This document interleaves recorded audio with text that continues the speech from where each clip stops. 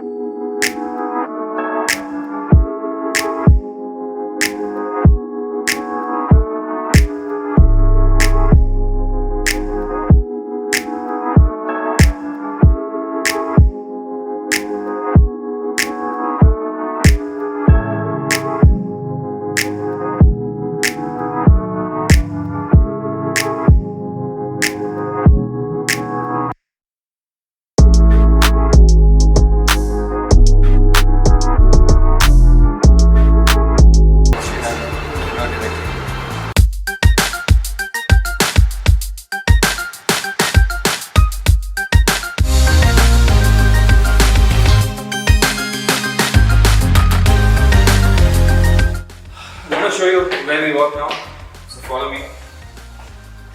So as you can see, my amazing cook has already kept my 5th coffee of the day ready, and if you come here, this is where we started off. Avalon, me, Varun and all the guys that we started off. As you can see on this wall, this is how we started up with all our existing plans, all our initial plans when we started off. It was very small team, 5 guys worked out of this house, but now obviously we have scaled a lot. So yeah, so I'm gonna get back to work. So see you later, guys.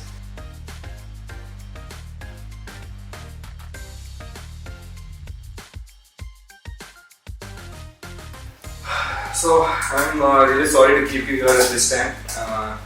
So this is when we get our time to finish off the other things in life. Basically the clients, when they ask us to do some work, this is when we get the time to finish it.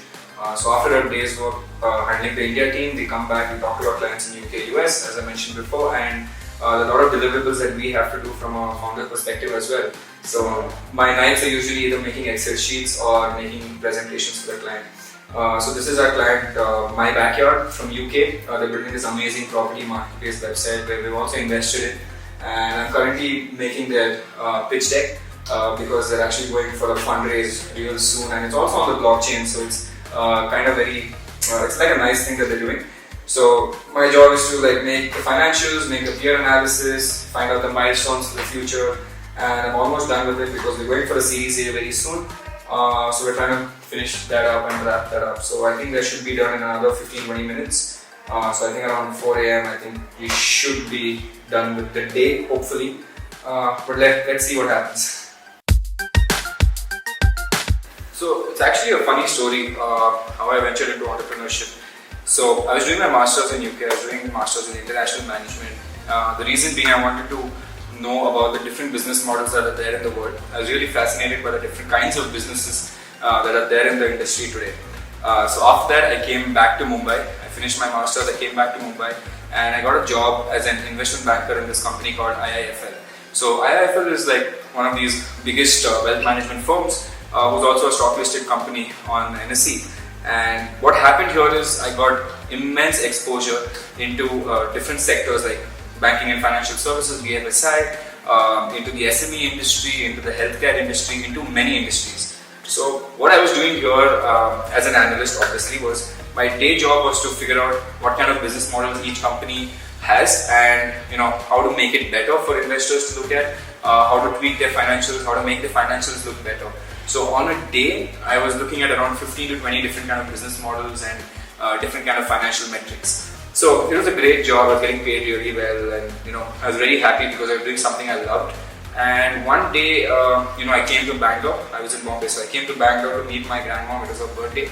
And at that point, I met Varun, who's my co-founder. So we met over a few drinks, and Varun started telling me about some new company that he wants to start up, and I had no idea what this company was, nor did Varun.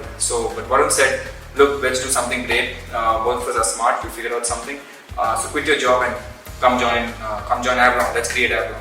So at this point, it's actually very difficult for most entrepreneurs to jump out of a stable, secure job and to directly dive into something that is so unknown, right? So yeah, it took me a lot of time. It took me, I think, 3 days to figure out that I needed to jump into entrepreneurship. So the first 2 days was basically discussions with my dad, and he kept saying, as any good father would do, that first gain experience, work for another 2 years in this company and stuff like that. But my logic was very clear, right? That if I work for another 2 years in IFL, I'm losing another 2 years of my life.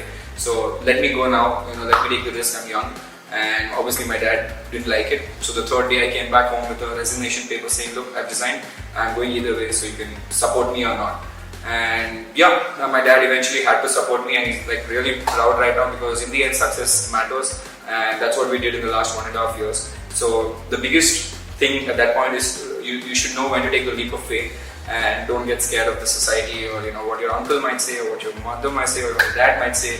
If you believe you can do it, and you should always believe you can do it, if you believe you can do it, go straight right in and jump into it and do entrepreneurship. What's the worst that can happen? You'll fail, right?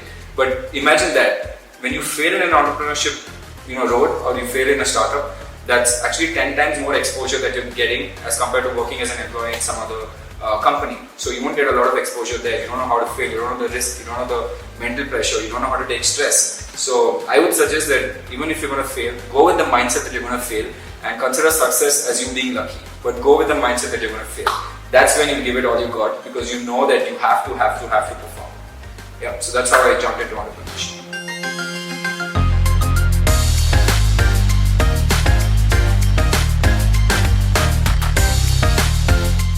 How do you relax yourself?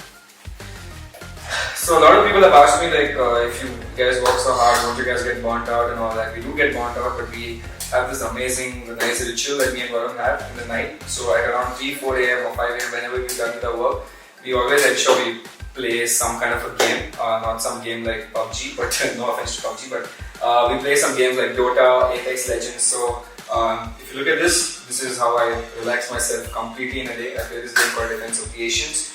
It's a 1 hour game, and what this does is, for the next 1 hour, I'm not thinking about work, I'm only thinking about how to beat the opponent. And it's a strategy game as well, but it's also quite fun. And my computer, as you can see, is taking a very long time to load. Yeah, but this is my game that I play usually to relax in life. So yeah, this is how we do have some fun as well. So not that grim, and we don't work a lot. We're not that boring, but we do have our fun as well. So yeah, that's how we relax ourselves.